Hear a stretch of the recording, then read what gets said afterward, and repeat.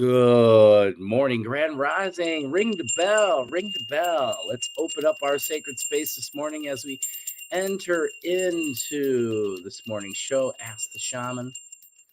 I love to use my bell in the morning and at any time as I open up my sacred space and I call to me all spirits, energies, and frequencies of the cosmos willing to come here and share their medicine. Umpty, umpty, ump.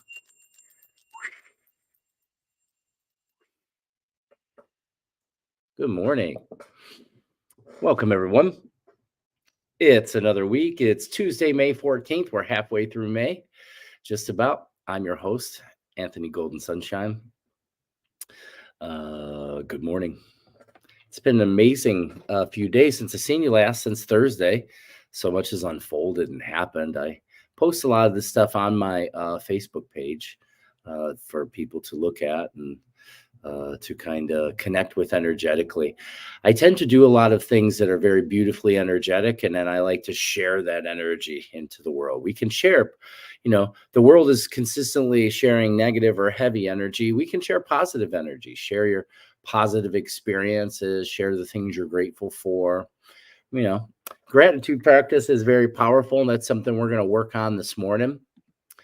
So we can begin there. So whoever's just checking in now, drop a comment. Let us know where you're watching from. And today's question is going to be, what are you grateful for today? If you could name one thing that you're most grateful for today, what are you grateful for today? I could never name just one thing myself.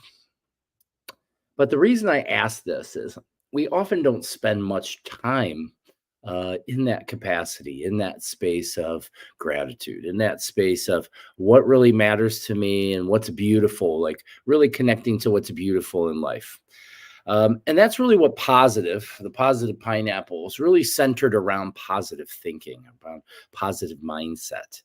And what that is understanding that positive thinking isn't like, people get confused, like, what, I just delude myself and just everything's okay? No. That's not what that means. Positive thinking isn't about everything's positive. It's actually about finding the positive in everything. Within every perceived challenge, there's also a gift. In our shamanic tradition, in the Paqo Kuna tradition, we are taught something called the way of the hummingbird, or the path of the hummingbird. And the path of the hummingbird, part of that knowledge and wisdom that's passed down to us, is being able to embody the characteristics of the hummingbird. So in a way, one of the characteristics being the small and mighty bird's capability to extract the nectar from the flower. So you can see the challenges and things in your life. You can see them as flowers, and you can choose to use your mindset and your awareness to extract the nectar, to extract what you can take from any situation. So generally, any situation, I'm not going to say every, because I'm sure there's always possibilities. All possibilities exist in the field, so nothing's impossible. But most of the time, we're able to extract the gift from whatever shows up. Maybe not in the moment that we're experiencing it or having it, but ultimately, that's where you want to set your mind, is to, within all challenges, find the opportunities. This takes a lot of practice because our minds aren't geared to work that way due to the conditioning of our upbringing and society, and even genetics plays a role. Even our ancestry plays a role in that. Our DNA carries vast amounts of information and memory, and is part of our subconscious program, whether we know it or not. Get it? Whether we know it or not, because it's subconscious programming. Let's see what's going on here this morning. Brianna Burgess is on. Good morning, Anthony. Good morning, Sister Brianna. Meth. Good morning from Kentucky. I'm grateful to be a human today. Cool. I'm grateful to be a human too today, especially now that I have a deeper understanding of really what that means. What is it to be human? I'm still learning. But I know it's a whole lot more than what I was originally conditioned to believe. We're far more powerful than we have been conditioned to believe. And, there are some people out there that believe that there's limits and all kinds of things. I don't personally have that type of mindset. I like to have the awareness and understanding that all things are possible. And the only limit that exists is the limit that you agree to. The reason why that's very apparent to me, I would say, is the first thing that always comes back around is my recovery from all of my illnesses. I was very, very ill. I had many, many issues going on, and one of them essentially deemed terminal. So being able to recover from things that I earlier believed, because that's the information that was given me, and that's really what we assign as fact and truth. And that's something I think what we're going to talk about right now is fact and truth. That sounds really interesting, as my guide's starting to talk to me about this. Let's see. Good morning from Parma, Ohio. Good morning. Monica Jane, good morning. Good morning. For those of you just coming on, thank you for commenting. What I was asking is if you can comment, let us know where you're watching from, 1. And 2, what are you most grateful for today? Name something that you can be grateful for today. Somebody above said, I'm grateful to be human today. That's a wonderful thing, to find the gratitude within things. And the discussion I was about to get into is truth and fact. So these are 2 words, 2 concepts that are deeply misunderstood for most people. And this mostly has to do with because it's part of a belief system. And if your belief system is any way challenged, you may resist. So I'm going to put this here right now, trigger warning. Okay, this is a trigger warning because we're going to be talking about some things here that may trigger you a little bit. And that's just because it's part of a belief system. Our belief systems are deeply ingrained parts of our subconscious mind. The cool part is they're malleable, but generally the unconscious parts of the belief system, if they're challenged in any way, there's usually a defense mechanism. It needs to defend itself. I'm not here to attack anyone's belief system. I believe that all humans are entitled to their own belief system. No one should be telling you what to believe. I'm not here to tell you what to believe. What I'm going to do is I'm going to share with you some perspectives that may change if you allow them to, or may alter your awareness of your life and kind of what's going on. So here's the thing. So a lot of people talk about truths and facts. Okay, truth. So what is truth? Okay. To get really down to the bottom of it, and I sat here a long time once, way back in the earlier parts of my awakening, and I sat with Spirit, and I was asking the higher mind, I was asking Spirit, what is truth? What? Because I was questioning what is true and what is truth and what is real. I think those are normal questions for a lot of humans. We may not pay attention to them. And then the answer that came back was astounding to me. Okay. Because for those of you that don't know, I work directly with Spirit. I work with many different channels of light and information that show up, and been helping to guide me all my whole life, and is guiding all of us. Not all of us have yet the ears to hear. And what that means is not so much with your ears, it's the awareness within your nervous system to be able to pick up the spiritual information that surrounds us. But I often go into deep contemplations through my breathwork practice. I use my breath to shift my state. I can take myself into trance states in just a couple breaths, just a few breaths. And I can begin to communicate deeply with spiritual energy that surrounds me. And then I'll often ask questions, And so one of those questions was to my spiritual guidance. I said, what is truth? Could you tell me what truth is? And, essentially, I think within the context of our English language, I think the definition, maybe I should look at the definition. Let's look and see what the English dictionary definition is. I want to word it just right. Truth definition. Okay, truth. Okay, definition. This is the quality or state of being true. Okay, so it just is true. That which is true in accordance with fact or reality, and a fact or belief that is accepted as true. Now, see, that is the important part right there, is a fact or belief that is accepted as true. Okay, so this means that truth is when you agree to the evidence or data that aligns with your belief about what the truth of this thing is. Okay, so that can vary vastly depending on the human being. Okay, so there's things that people say, no, there's things that are directly truth, they're scientifically proven. That's not true, actually. That is your agreement to the evidence or the information that's been given to you. What if the evidence or information at its root is flawed? Could that be? Yes, of course. Yes, of course it could be. So what I always point out, because many people will tell me all the time, like, well, that's not true, or that's not, yeah, that's not a fact. And I'll say, is that so? Or is that what you believe? So this opens up everything. So Spirit, how it answered me when I asked Spirit, what is truth? It said, truth is whatever you believe it to be. Another way it said, truth is whatever you allow it to be. And then my next question was, well, if truth is based in facts, what are facts? It said the same thing. It said the same thing. Fact. I believe something is a fact. Why do I believe something is a fact? Because I agree with that evidence at that time. The thing is the things people have called facts often are proven as non-factual, right? We confuse often scientific data and theory as fact.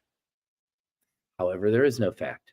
There's no facts at all. The only fact that exists is that there are no facts. The only truth that exists is there is no truth. There's your truth. And I always tell people, live within your truth. What's true for you? I'm not here to tell you what's true and not true. I'm just here to explain to you what truth is, right? So allow that to kind of sink in, and that may feel weird for you. It may feel weird for you because what that does is this begins to open up the mind. Okay, if you can go beyond these rigid constraints of fact and proof and truth, if you can see beyond those things, if you have the consciousness to see beyond those things, this opens up a wide range of information that may have not been available to you before. Because when there is information presented to us and it connects subconsciously outside of the belief system, we may reject it. And I point this out often. The deepest form of ignorance is rejection of what one does not understand. Now, you may start to look at your life and think about, what do I reject because I don't understand? Happens all the time. Happens all the time, especially in the field of healing, in the field of, like what I do. Because you'll say to someone, say they have fibromyalgia, and you tell them, well, you could heal that. They say there is no cure. I didn't say cure. I said you could heal, right? People assume heal means cure or it's instant. Sometimes it is. Often it isn't. Healing is a journey because it's meant for learning. You can't go beyond the limitation that is set before you until you have the mindset to do so, the energy or the spiritual awareness to do so. And this is why these things are here. But that's really interesting. I would love to hear any questions anyone has, as I've laid out those kind of parameters of what is truth. It's whatever you agree to it to be, whatever you allow it to be. If you agree for it to be true, it's true for you. That's why we can't tell someone else that that's not true, because we're always doing that. We don't know that, but we deny each other's experiences instead of embrace each other's experiences. And this is what creates separation in the energy fields and minds of humans. Interesting, right? I'd love to hear some input about that. Good morning, Tanya Johnson. Good morning. I'm most grateful for my breath. My new practice has been life-changing. Awesome. Tanya, if you could tell us more about that, I would love to hear more. Grateful for life. Yes. My beliefs or truths changes as I receive more evidence throughout my life. None of my beliefs are concrete and can always be challenged. Now, see, that's wonderful because that's what makes you conscious, teachable kind of person. I feel the same way because my beliefs, the belief system in which my human runs with, is directly related to what it understands to be true, which has vastly changed from where I've come from. Okay. Like I really believed early on that my lung disease was going to kill me, that it was going to end my life. I believed that because that's what the doctors told me. That was the evidence, the medical evidence. Evidently, evidence is connected to what we're shown or what we're told.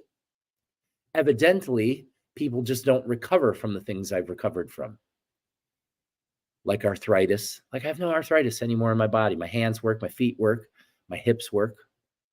You know, that's not there anymore. I had psoriasis over 60% of my body. There's no known cure for her psoriasis. They can give you steroids to help lessen the inflammation, you know. So it's good to have that plastic. The mind is plastic, neuroplasticity. You have the ability to shift and change at your will. You know, that's the thing. We're so much more powerful than we understand. We don't understand. We hold on to certain things. Many people, the more asleep you are, the more you're concrete. You're concrete in your beliefs and concrete in what you believe is fact and truth. But like as my sister Tanya Johnson pointed out, belief systems are malleable. They can change based on what you deem as evidence. Remember, she says, as I receive more evidence, that can be anything. That can change all the time.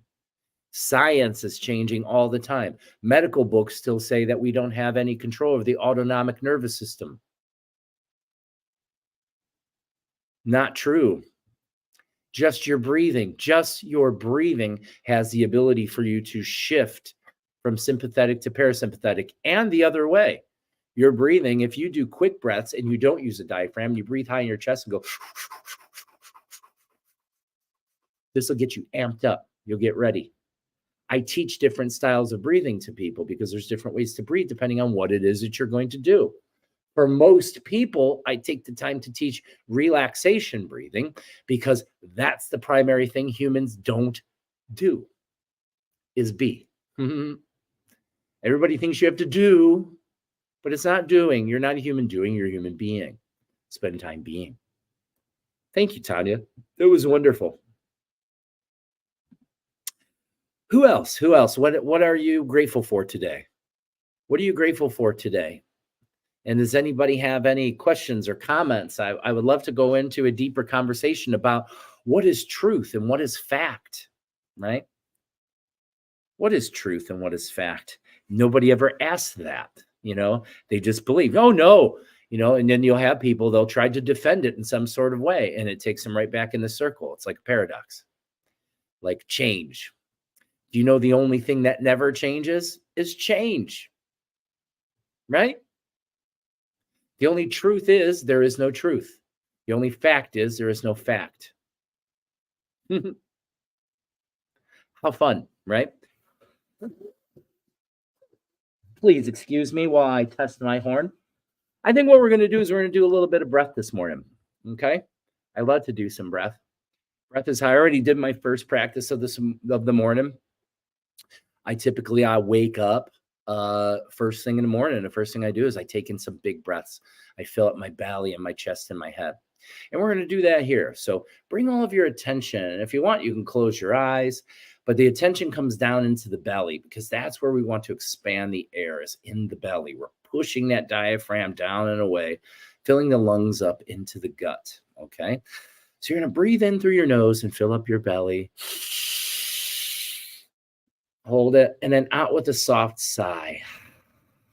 Pull your belly in. So it's like you're expanding your belly as you inhale and contracting as you inhale. You expand through your inhale and contract through your exhale. And expand through your inhale and contract through your exhale. Expand your inhale. Contract your exhale. I like to use my hands too, okay? So I'm expanding. I use my hands. I feel my air. Expand and contract. Expand. Contract. Expand. Contract. Expand. Contract. Expand. Contract. Expand. Contract. Drop into your breathing.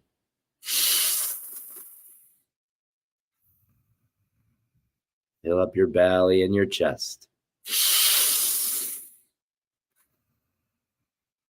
Like a wave.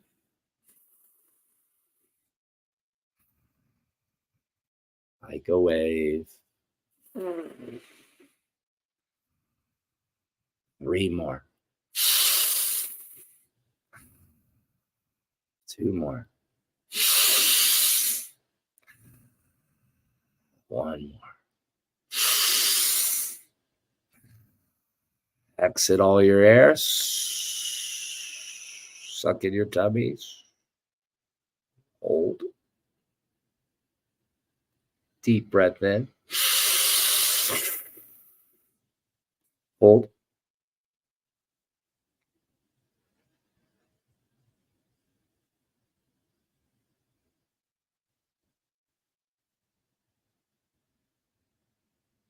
And release. Release.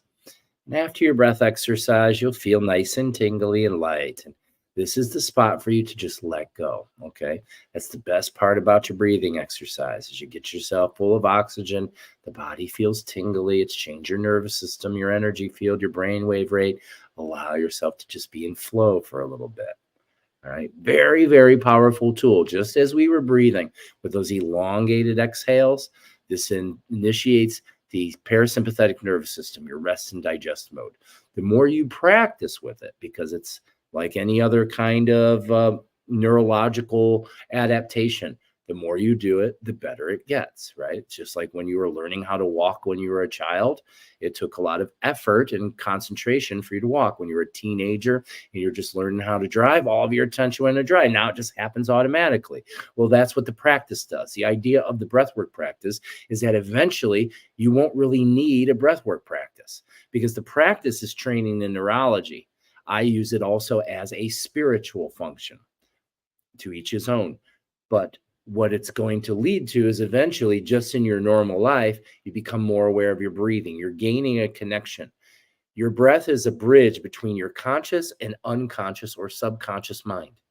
It's something that happens on its own, but something you also have control over.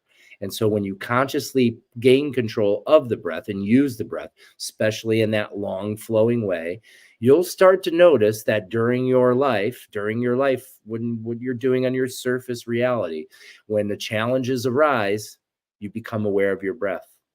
That's the first thing I notice. As soon as I become challenged, I become aware, oh, there's a challenge. I'm nervous. I'm scared. I'm frustrated. What's the first thing? I bring my attention to my breath.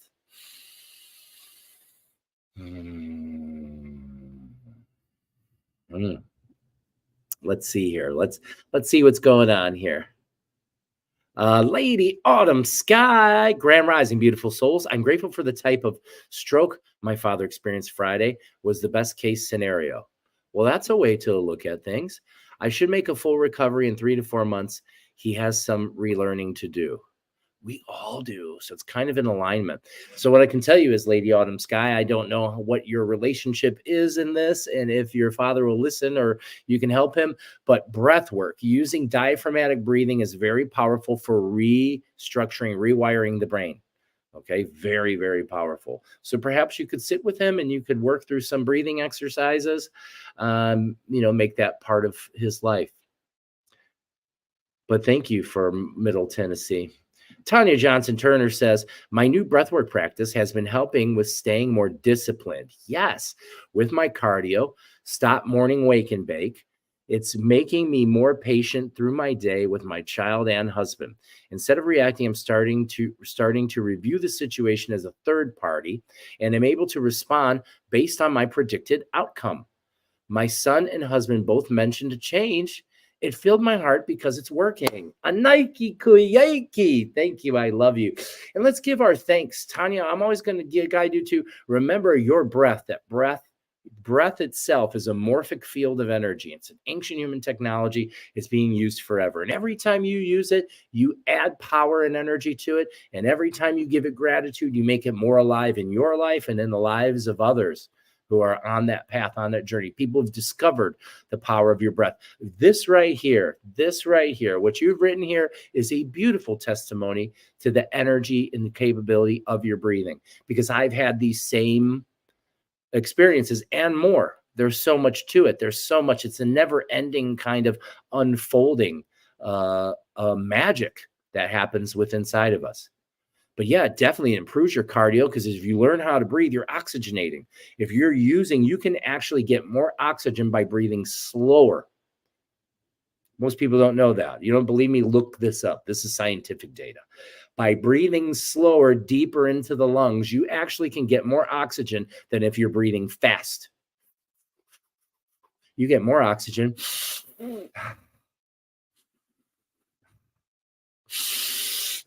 You're using that diaphragm. You have to remember, by volume, 2/3 of your blood is in the lower lobes of the lung. That bottom 1/3 of the lung that isn't being used has 2/3 of the blood. So when you get good at using that, you get better at oxygenating your body. Oxygen's the primary energy and driver of all processes that happen biologically in your body. Primary source of energy and light for all the mitochondria, the little powerhouses in every cell of your body. I like to picture those kinds of things because your intention drives energy. I like to picture the 30 trillion little cells inside of me and their little powerhouses.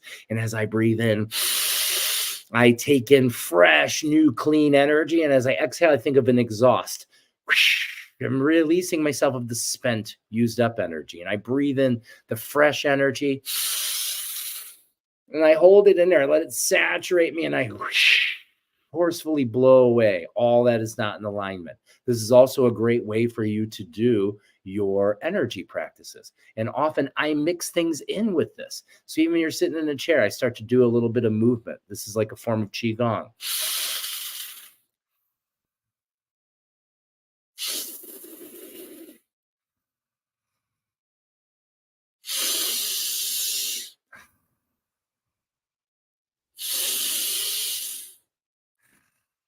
Okay. Now there's many ways a person can breathe. Right there, I just showed you two kind of variations. Breathing in and blowing away forcefully is going to help you to clear. You're clearing energy. All right. You're letting stuff go. More of a soft size, more of a sizzling kind of feeling. That is basically my like default style of breathing. When I want to sit down and I want to breathe, I like to sit down. I like to fill up my nostrils, fill up my belly, my chest, and my head, and sigh out. I like to make my breath circular. This is my favorite style of breathing. I exhale, not all the way, and then right back in. 100% all the way up to the head and right back up. As soon as I reach full, I'm letting go. Before I'm empty, about 70, 80%, I'm right back in.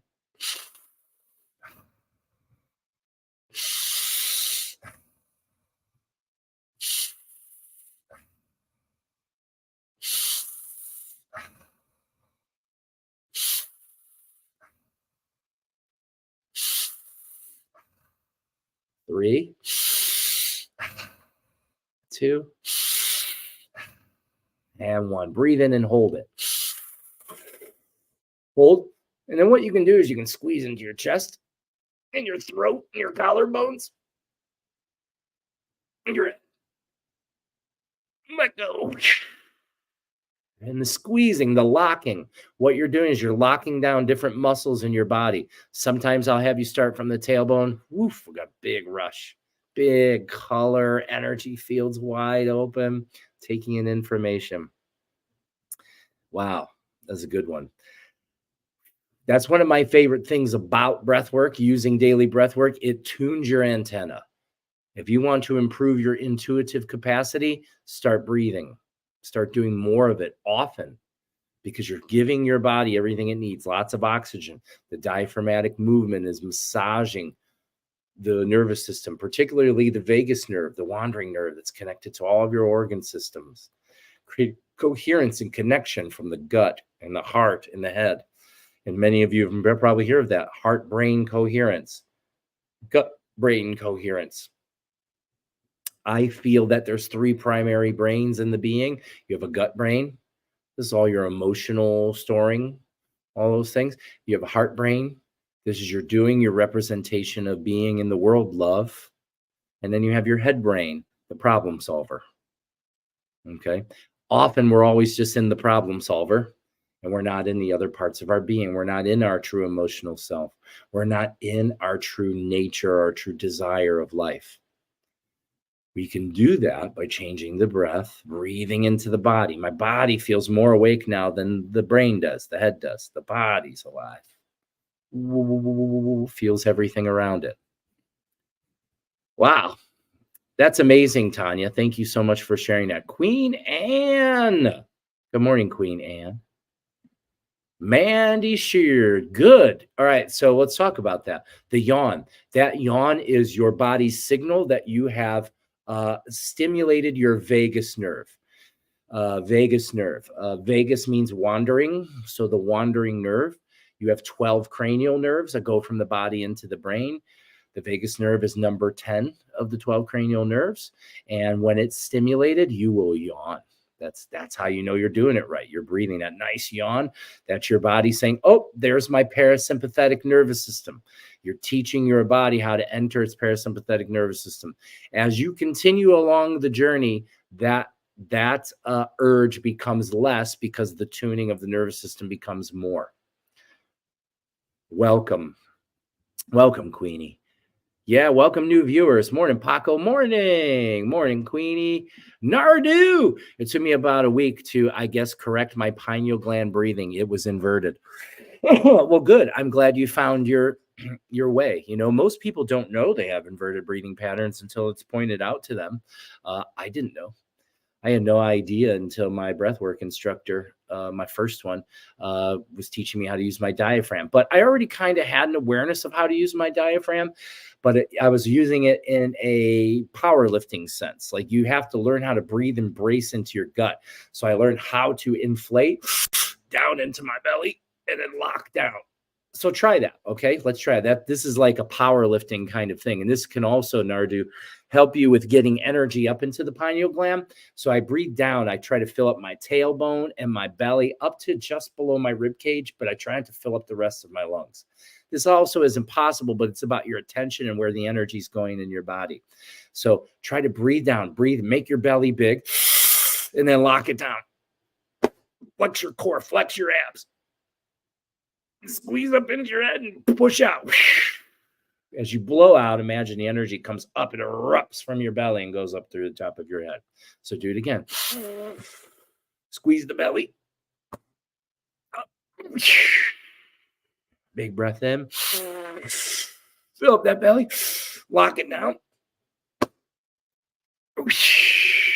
Breathing and bracing. So breathing and bracing is really important, especially if you want to lift heavy things. So before, I still do now. I love lifting heavy stuff. I've been lifting more heavy stuff lately than I've been for a while. I've bulked up to about 216 pounds. So I'm starting to get strong and big.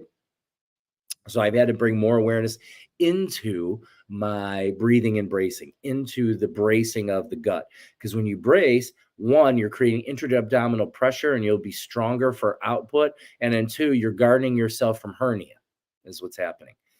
I feel at this point, I don't think I'm possibly could give myself a hernia because my stomach wall feels so strong from the inside out, like all the respiratory muscles feel from the inside out. Now, that feels totally different from the outside in kind of strength that is mostly attributed to our abdominal wall. My abdominal wall feels different than it's ever had in my lifetime. And most people that begin training breath work on a daily kind of basis and really go into it, because my personal practice looks nothing like what I share here. My personal practice when I do my daily breath is very, very powerful. I use a lot of body movement. I use a lot of movement when I'm breathing, a lot of extension and expansion of the spine. I do a lot of different kinds of powerful types of breathing to use it as a workout for my body. Getting blood and everything rushing, everything starts to rush. You can get a pump. You can get a pump in your rib cage, just like you can from any other exercise. But I'm glad you were able to notice your inverted breathing and begin to change it. That's inspiring to others as well, I'm sure. I've been really focusing on my healing of my psoriasis and psoriatic arthritis. Been there. Haven't made much progress there, but I know it's a process and takes consistency. I'm going to jump into the Tanya who has never had it and is perfect health. Well, we would first have to inspect your diet. That's the first place. For you, that's the first thing that's coming up is we got to look at what you're eating. That's the first thing, because it's inflammation. At the deepest level, that's what psoriasis is. I know a lot about it. I had it for about 15 years, and it was on 60% of my body. I currently have one patch that kind of comes and goes. It's just on my right shin calf area, but that's it. I used to get it in my ears, on my stomach, like where it would make contact, my pants would make contact with my belly, on both my legs, my elbows, basically anything that like scraped or had any kind of interaction, I could get a patch started there. The primary thing is I know for sure that it's directly related to sugar and wheat. So I always point people who are suffering from psoriasis, the first thing is go on to an elimination diet, try to take wheat and sugar out of the game. Very hard, because those are the addictions that generally are driving the psoriasis. And then going deeper. Well, that's the first surface level. That's the nutrition. Then it's going deeper, because often this inability to process these things also has to do with some deeper underlying issues that need to be resolved. And as always, I always offer that to whoever's ready to do the emotional healing. Reach out to me and I can help you with that. Thank you. I will do that. Good. Queenie. Morning, Am. Lady Autumn Sky, my father can't swallow, currently has a feeding tube, will have a speech pathologist. It's an uphill battle. However, my father is the one who taught me the mind is a powerful thing and mind over matter. Good. Perhaps you can remind him, because it's in those positions that it's easy to forget. Bonnie Thatcher, I learned of you, the positive pineapple, the evening of the eclipse. Awesome. I have been using your breath work, YouTube videos daily, as well as ice showers. Everything has shifted for me in a fundamental, I didn't get the rest, but I understand what you're saying, in a fundamental way. Here it is. Thank you. My absolute pleasure, Bonnie Thatcher. My whole reality has shifted since totality, the eclipse. I call it eclipse or totality, because that totality, that changed the frequency. And what I call this now, and some of my students and the people that I work with are aware that what I call this now is the new sun. I take pictures of it all the time. So I have pictures from the previous frequencies of reality where the sun looks a certain way. And now these new pictures I'm taking when I go out in nature are completely different. I just feel it. It's totally different. I'm extremely energy sensitive. And the first thing I noticed right away, it felt really spacey, is after the totality and the new sun started to shine onto the earth, there's new frequencies of consciousness available. And it's those new frequencies of consciousness that lead us into new behavior patterns, just like our friend Bonnie's saying here. She learned of the positive pineapple the evening of the eclipse, right? And now she's been using the breath work. What guided her there? Bonnie, your soul guided you there because there's new frequency of consciousness that guides the being into where it needs to go. I'm so glad that you're using these tools that I put out there. And there's so many amazing tools that I put out for people to use. The primary one is breathing, but I show many other things. And when you go into my playlist, you'll see fun things like nervous system resets, where I'm using breath and qigong and mindset to help reset the self. Yay. I stimulated mine, big yawns. Perfect. That's how you know you're doing it right. That's wonderful, Bonnie Thatcher. I agree. Thank you, Lady Autumn Sky. Yes, it truly is. It truly is. And, you know, it makes me feel so honored and grateful is when I have these reactions, when I have things from people who are like, hey, I started trying your stuff and I feel way different and way better. I promise you, you will. And the more you stick with it, the more disciplined you are in using the tools that I give, your whole life will change. It'll change in every capacity. Queen Anne says, Lady Autumn, I did that with my mother. She had aphasia at first, got speech person in there and immediately, and she taught me, and it really helped the first go round. Welcome, Bonnie. Thank you. Thank you, Queen, for sharing that.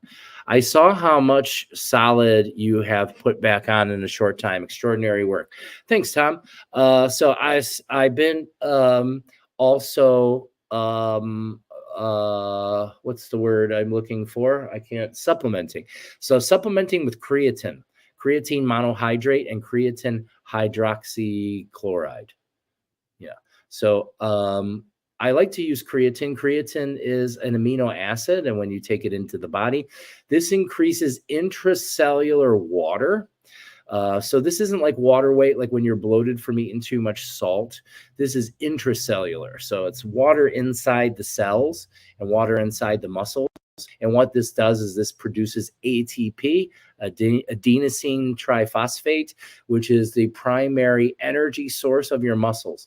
So what this does is when you take the creatine, it fills up the fibers with a little bit more water, so it swells up a little bit. So it puts on a little bit more size to you. And then what it does is it contains a bunch of water and energy in the cells of the muscle. So that way you can do some extra reps, you have some extra strength. So it definitely improves performance. It works different for everybody.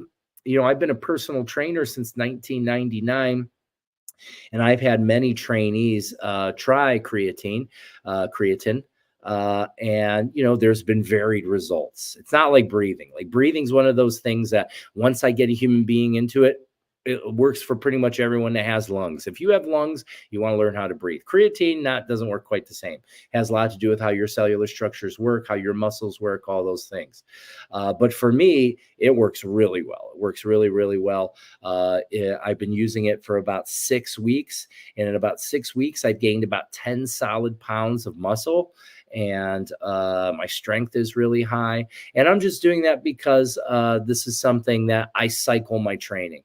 I go a little bit of time where I try to work to put on size and strength, and then I go back into kind of leaning out that stuff. Although I'm generally pretty lean right now, I hold fat around the gut. I don't have like a big beer belly or anything, but I hold some fat around the midsection. But I'm pretty lean otherwise. I'm somewhere around like 14% body fat or less. I'm doing pretty good. I'd like to get around 10 to 9%. But, you know, I'm happy just the way it is. I don't really deal with it too much. Thank you. What is inverted breathing? Wow. It's like you haven't heard anything I've said. Well, it's something that you do all the time. It's when you're not breathing into your diaphragm. It's when you're in your head all the time and you're in a sympathetic dominant state, and the belly, the diaphragm, this umbrella shaped muscle that's at the bottom of your rib cage isn't expanding when you breathe because of the sympathetic dominant mind. So this kind of locks the diaphragm, and then we breathe up here. We might even hold our breath. I'm worried. You know, it's usually mouth breathing, shallow, high in the chest, fast breathing. Inverted breathe, or that's inverted. So normal breathing So proper breathing is going to take you down into the diaphragm, then up into the chest, and then out. So it's learning how to expand that diaphragm. The idea is during your practice, you're teaching it to move so that way in your normal daily life, you can become aware of it and begin to have it move. So 9.5 out of 10 human beings, I work with thousands of people all around the world, and more than 9 out of 10 people have an inverted breathing pattern. This is due to anxiety. Anxiety is incessant thought and always being in a basically a reactive mode and reaction. So that's very common. I'm fully aware that you have a normal inverted breathing pattern, and I'm glad you asked that question. So maybe now you can begin to work on your breathing. Take your inverted breathing pattern and put it the right way. Yes, I feel that as well. Tom says, I'm back at the gym, but very slow work back. Have been doing a lot of walking too in the state forest until the skaters took over. Yeah, I love that. The skeeters. So I don't know if I shared, I'm sure I have. I've shared the story. Last summer, we were out on our friend's farm, and it was a really strong day for mosquitoes, really strong. And I was so frustrated. I was tired of being bit. I was tired. So I was like, I don't know if I can do this. So I went and sat in the truck. I sat in our truck. And while I sat there, I started calling spirit. I'm like, Spirit, what do you do? What's going to happen? And when I asked for that, actually, the first spirit that came forward was Jesus, which I have a very strong relationship with, Jesus, the spirit of Jesus. And Jesus came forward, and what he said to me, I'm trying to remember how the words were, how they showed up in me. But basically, he was telling me, if you wish to be part of this land, you will feed it. So basically what the information coming to me was, just relax. And if the mosquito wants to bite you, let it. Don't do anything. Don't do anything. Just be calm. And I was like, okay, I can do that. I'm like, wow, what a challenge. So I saw the spiritual challenge. I slowed down my breath. I got out of the truck. And as soon as I got out, I started to get eaten by mosquitoes again. And what I did is I stopped fighting. I stopped trying to resist. I stopped being angry and stop. It was all my energy was all poo. And I was able to take control of my energy. And as I took control of my energy, the attack, it didn't stop completely, but it drastically altered to where I was barely being bit and I didn't give a crap at all. I was happy to. And what I was saying was, and that was the intention I had, I said, if I am here, I am part of this land and I'm here to feed it and all of its inhabitants. All of its inhabitants is what I said. And that's how it felt for me. And so when the mosquito came and drank from me, I saw it more as a blessing, a blessed thing. And I didn't have resistance. Now there's going to be some people that are like, are you crazy? You're going to get Lyme disease and all these things. And then my reaction is, then so be it. I have no fear of my reality or of my life. And that was a beautiful thing. That was a beautiful thing to learn, to be able to take in, and a beautiful exercise in acceptance. Because as soon as I became acceptant and I no longer was in resistance, my energy field changed. When my energy field changed, it changed everything. Everything. So very interesting there. Yeah, Tom. So I would say a man in your position and your age, a little coaching goes a long way. Please excuse me. So if you would like me to design a proper workout for you, I can do that for you. Often people don't really understand the mechanics, especially as we age and are natural. Most of the workouts that you pick up online and things like that are usually put out by extremists, and typically often by trainers and men who are enhanced, taking anabolics. So there's certain ways to work. Primarily, I like to put my training splits into a 3-part series. I usually train 6 to 7 days a week. And what I like to do is I do a rotation of push. So on day 1, I do push exercises. I do like shoulder presses, bench presses, triceps, So like shoulder, chest, triceps on push day. And then the next day is pull. So that is typically when I'm working my back, my rear deltoids, my biceps. And then day 3 is core and legs. So typically then I'm doing my core exercises. Hanging leg raises is my favorite. Works the core. I can't find anything that's really more potent for general core kind of work. I do several other exercises. And then I like to get into my favorite exercise for legs is the good old fashioned squat. Squat has been shown repeatedly in many studies to be the king of all exercises because it uses more muscle than any other kind of exercise. I tend to lean towards exercises that use more body all at once as opposed to like isolation exercises, because the idea is to stimulate as much muscle fiber and nervous system in the body as possible to get result. Okay.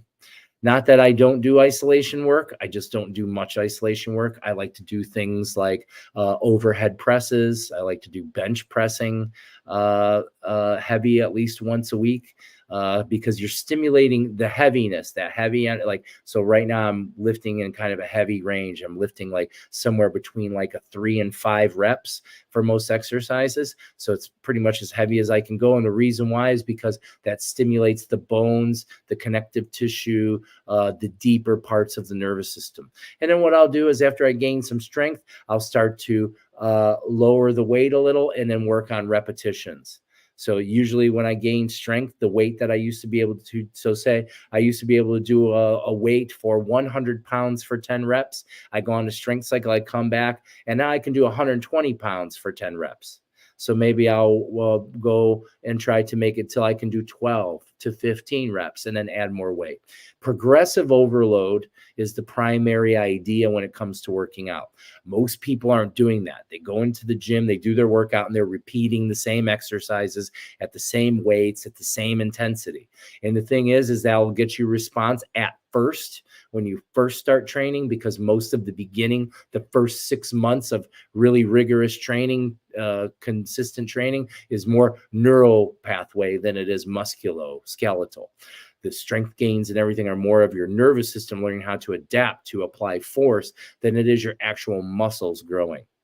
But it's after that in which few people get past. Many people, they start training, it's spotty here and there, and then they give up is usually what's happening. Very few people get through that first 6 months of really consistent training, that disciplined kind of training where you're showing up even on the days you don't want to. That is where everything starts to change. Now you're starting to go beyond just neurological adaptation. Now you're going into deep musculoskeletal adaptations. Thanks, Tom. I got on a long thing there. Let's go back up here.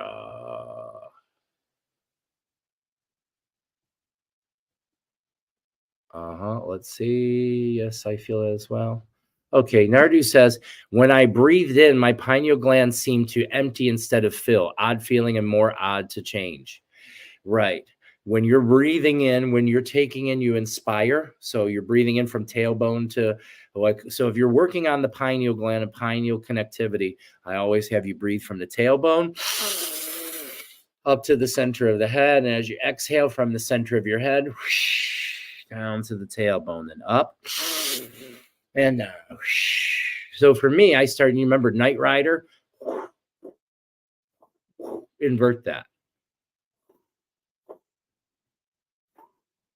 See the light rise.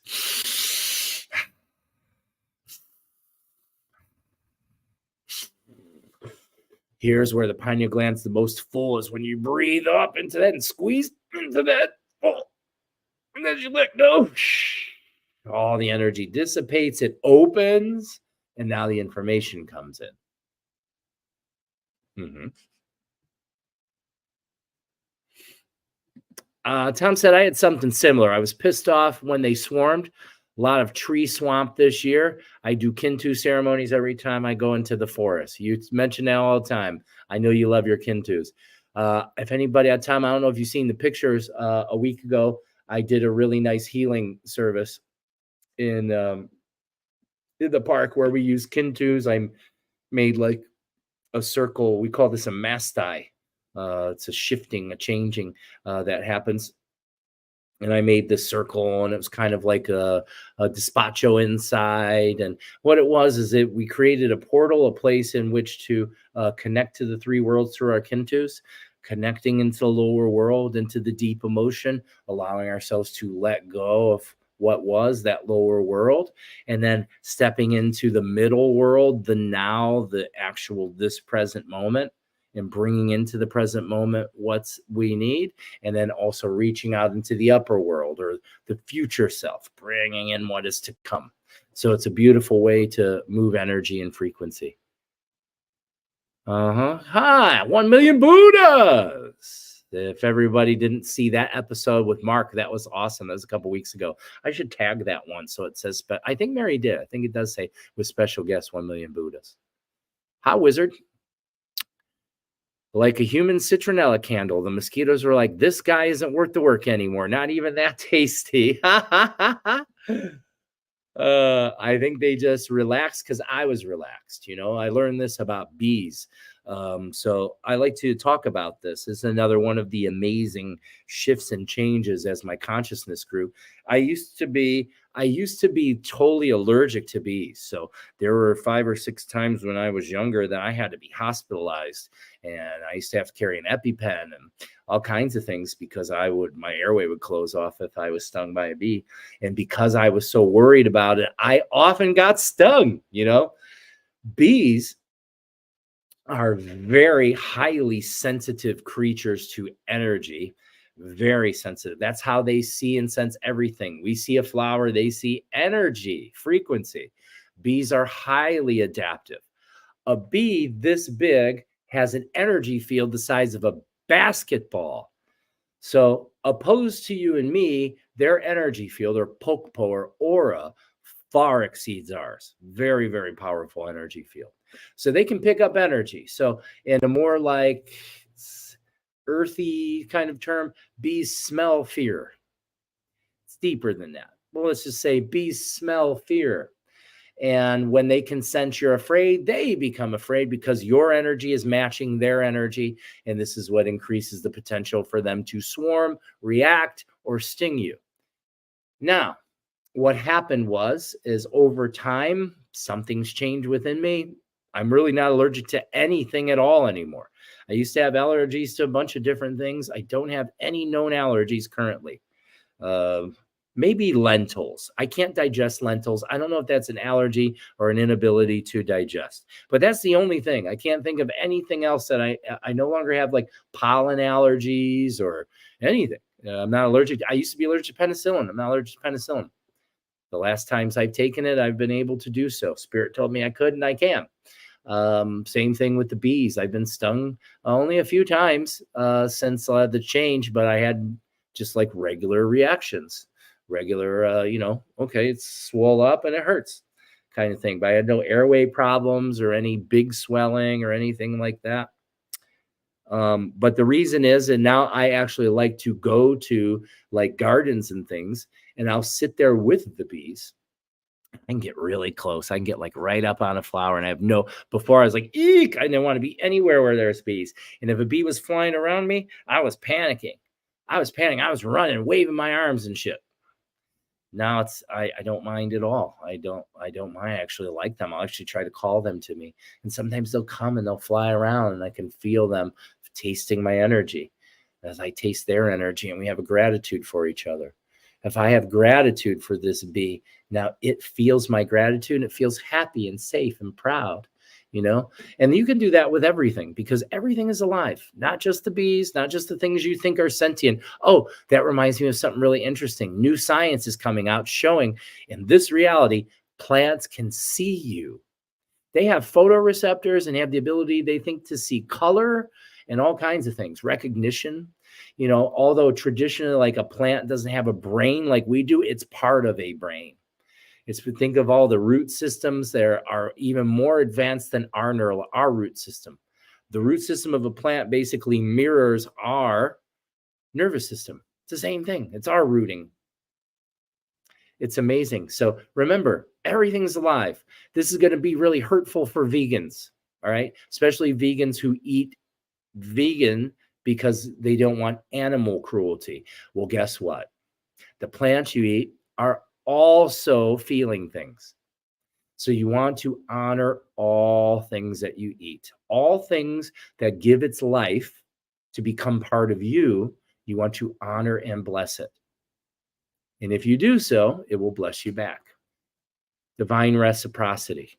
Give what you wish to receive. Do unto others. The golden rule. Alignment. Hi, Sam. Good morning. Good morning, Sam. Good morning. I heard these are my children. Cool. I do push pull the same day and bike and cardio. Well, I would advise against that, is what I would say. You're shortchanging yourself, is what will happen there. You're doing too much. It's too much, and what that will do is it'll put your body outside of the ability to recover. You'll be way too sore for too long, because the primary thing about exercise is your ability to recover. If you outwork your ability to recover, you'll be in a state of overtraining, which happens, especially for those of us who are over 45 or so. They say 30, but I got to tell you, from what I'm seeing with the people I train and have trained in my lifetime, it seems like a lot of people hit more into a deficit hormonally post 45. And you can improve. Here's something here. So here's a trick for my men watching here, women too. If you have hormone issues and want to improve your hormone issues, breathe through your groin. I know this sounds goofy. It sounds weird. I know, but why does it sound goofy and sound weird? Because no one's telling you to do it. Okay. Just try it. Okay. Give it a try. Give it a try right now. Okay. Bring your awareness down into your groin, into your reproductive space. So for men, essentially, you're bringing your awareness to the testes. To the women, you're bringing your awareness into, your inside. You're bringing it more to your pelvis, your uterus, your ovaries, your fallopian tubes. For men, we're picturing more of like the testicles, the Cowper's gland, the prostate, the urethra. There's many ways. So take some time. And if no one's ever like studied an anatomy chart of the plumbing down here, do that for your own good. Understand it. Because that way, if you understand, you can create a mental vision and you can breathe into these places. Breathing into your groin has been shown scientifically to increase flow of hormones in your body. It can improve hormone flow. So I work with women that are perimenopausal, even postmenopausal, and you still have organs down there, even though you're no longer can make children, you still are, your ovaries still produce forms of estrogen and things. And by breathing into them, and you're creating in your mind the idea of health in your pelvic floor and everything, you can begin to generate a new level of hormonal balance inside of the body. Breathing also works really well. I'll work with women that have pelvic floor issues. So there's been lots of women that have had surgeries and things where they've had some things removed in the of the reproductive space. So what this does is this can create a lot of space in the pelvis, and then it can start to have the bladder start to sag. And then you can have things like, minor incontinence, peeing when you laugh. Some women that even have all their plumbing, this happens to. That weak abdominal, that weak lower abdominal and the weak pelvic floor. You can use your breath to work your pelvic floor. And so it's essentially Kegels. And men can do Kegels too. It's very powerful for you. And it's squeezing. I think yogic terms, they call this the Bula Bandha is what it's called. You're squeezing the floor. You're squeezing, the space, the taint, the space between the anus and the genitals. You're squeezing that, and you're squeezing up into the pelvis and up into the belly. Every time you breathe in, and every time you let go, you release. And you breathe in, squeeze it down there, and pull it in, and squeeze it, Release it.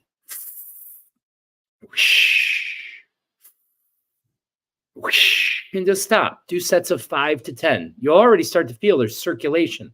I can feel vibration and circulation happening downstairs.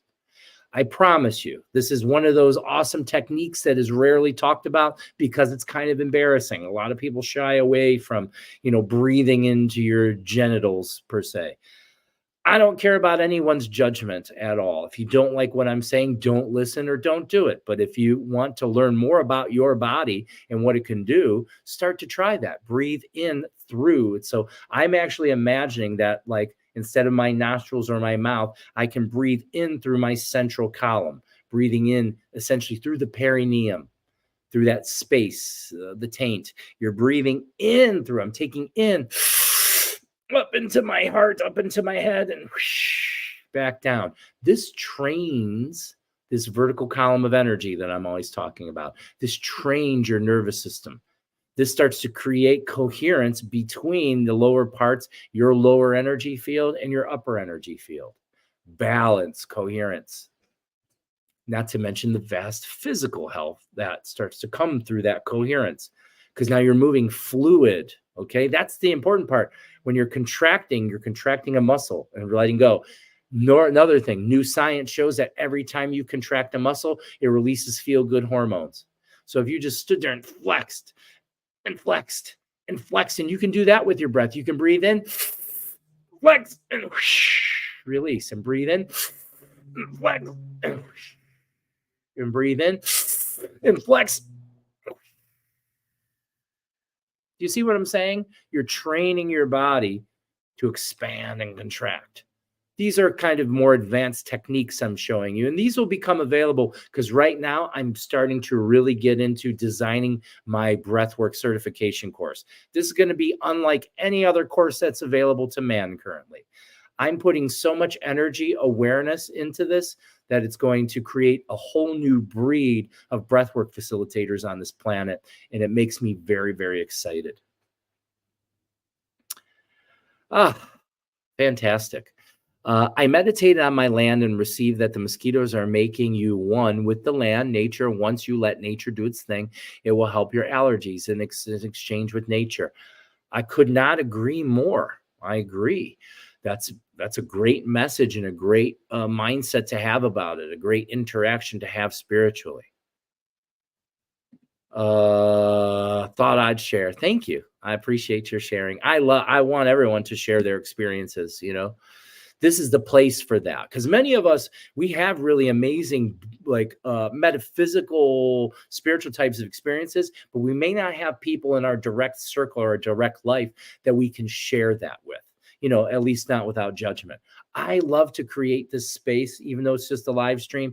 We have the space here to be. I love to create them when I do the online events. I love to create them when we do the in-person events that we do, to create that space of safety for people to be who they want to be.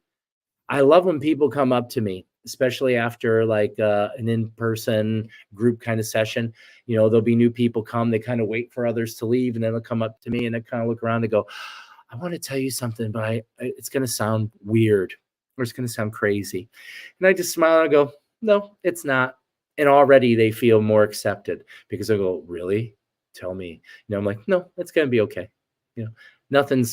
Your experience is not crazy. Okay. If you're deeming your experience as crazy, that's crazy. You're not accepting, you're not honoring your experience. There's more to see and understand than just this physical idea of reality. You're more than just your physical body.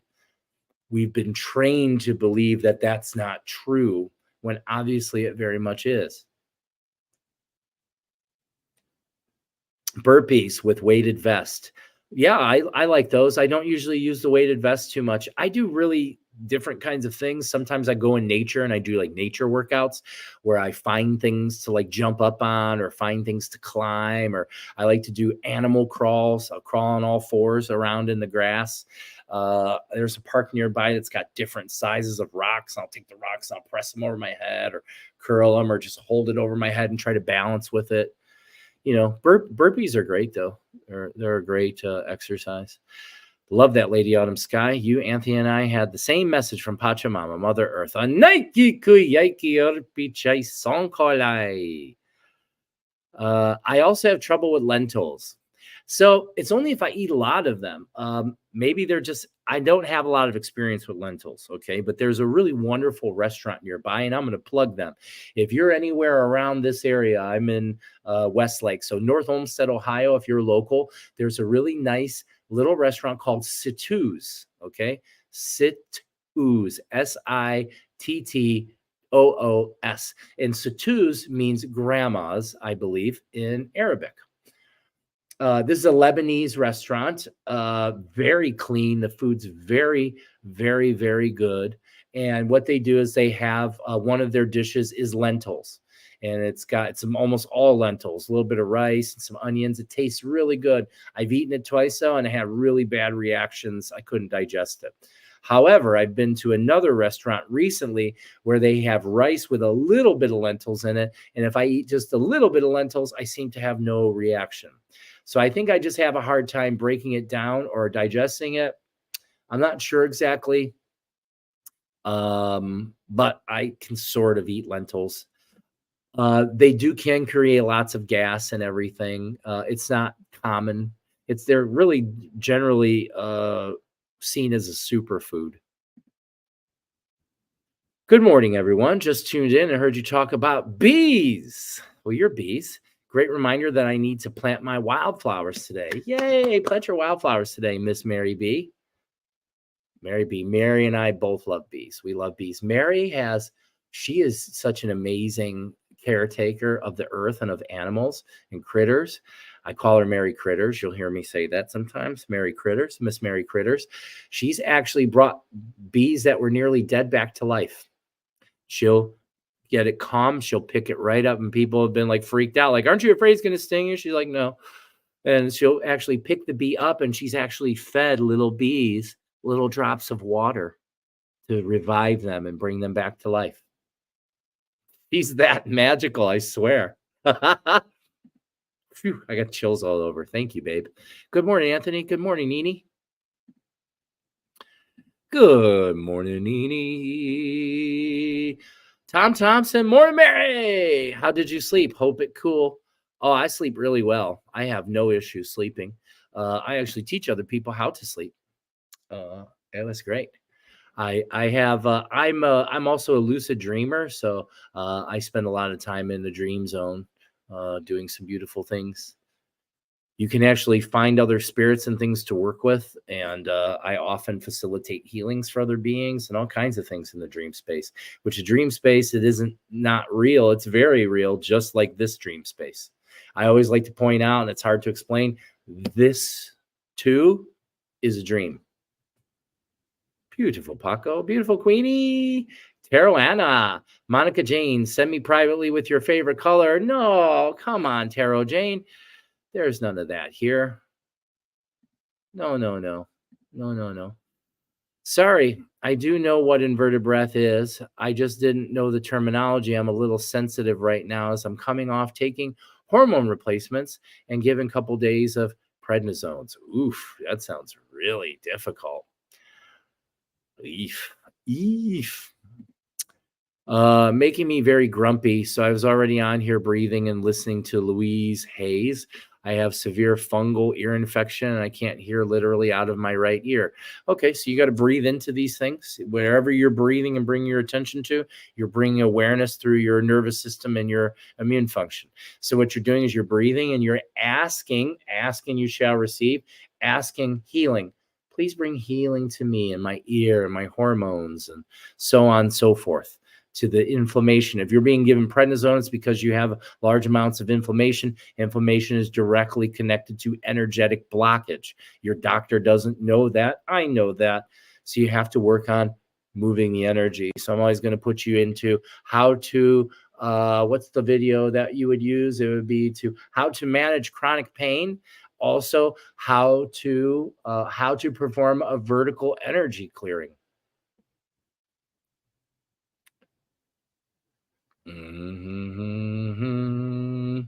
Super helpful. Thank you for sharing this info. My pleasure. I don't know what a Dr. Sally Norton is. Oscillates. Excellent. Excellent. All righty. All right. Wow. We went through there fast. We're at an hour and 15 minutes. So I'm going to leave the floor open. If anybody has any other questions or comments that you'd like to look at before we go, I'm going to get headed off into my day. I actually am super excited. I have the day off. I can do whatever I want for the rest of the day. And that is something I rarely get to observe, but I'm very excited about it. So I think next step is I'm going to go hit the gym. And then after that, I'm going to go out into nature is what I want to do. Yeah. No, Taro Anna, no, I said. You're not allowed to be here, Taro Anna.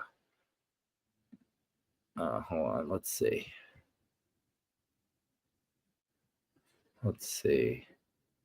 So now I got to go and I got to block you, Taro Anna. Because this is not the place for that. No one wants, a shitty card reading.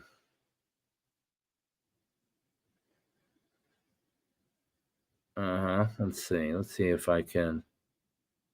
Oh, there you are. So what I'm going to do is I'm just going to block you. See you later. Blocked. Okay, good. See Mary Bayline today for my first cold plunge. Woohoo! Good. That was something else I got to do over the weekend, as I got to go do some contrast training over at Elemental Cold Plunge. So I recommend that. Anybody who's local, come on over and visit Elemental Cold Plunge in Westlake. Mary works there part-time as a cold plunge guide. And just like a community kind of being, an expert there. So it's really nice that she's there. Most people love her guidance and request her. So you can request her. You can make it so you're there when she's there, and you could experience the beautiful teaching of Mary as she leads you through the cold plunge. She's wonderful at guiding people. She's a wonderful coach. Also, that's available. Most people are unaware that Mary is also a shaman and a coach. She's just not quite as open or vocal as I am about it. But anybody that's looking for a beautiful, loving, motherly, feminine, divine feminine kind of touch to their healing, I recommend seeing her. Check her out.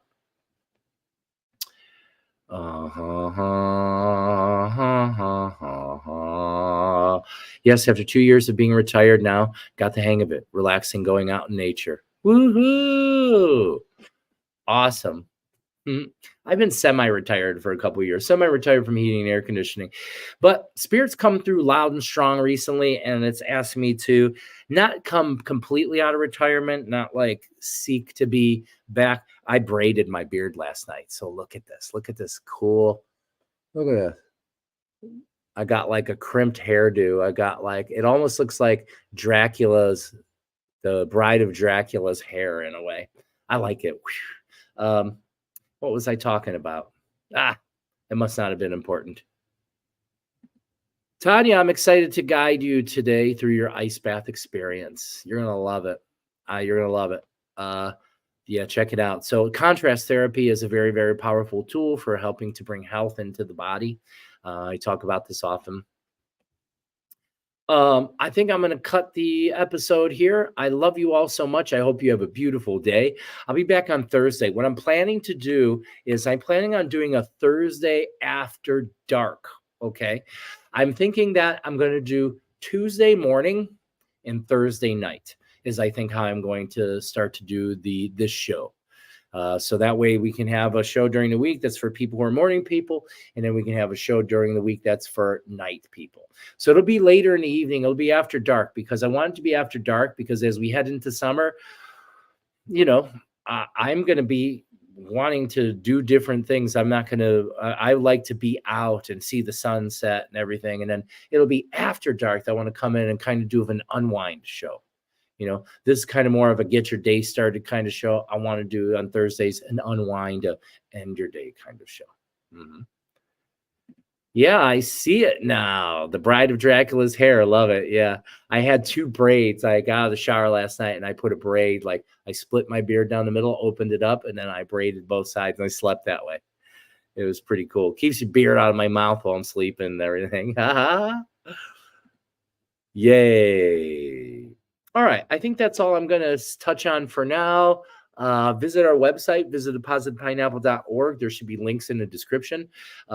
Check out our list of services. If you'd like to do a personal session, that'd be great. We also do private parties. If you would like to do like a breathwork, sound bath, cold plunge party at your house, or if you like it at your business or something like that. We also do corporate wellness. So if you know your HR person, you like to come in and just do a little breathwork sound bath. We call it more like stress reduction, working in that space of stress reduction, helping people reduce stress, and create powerful, strong mindsets. Those are beautiful things to look into.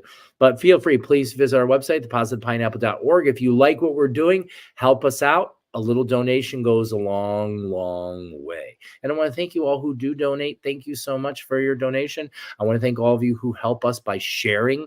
Share this video, share it on your page. Share your experience. Tell people about what's going on here, because often I do healings. I also want to put that out here on these shows going forward. If you're in need of healing, don't be afraid to come forward and ask for healing. And I'm going to start saying that at the beginnings of the show. So I'm going to say this also is a house of healing, and anyone that's seeking healing will work with that in the time of the show. All righty, everyone. I love you all so much. Or is it Bride of Frankenstein? That sounds pretty good. Yeah, I think you're probably right. Yeah, I think she had the white, kinky hair like this.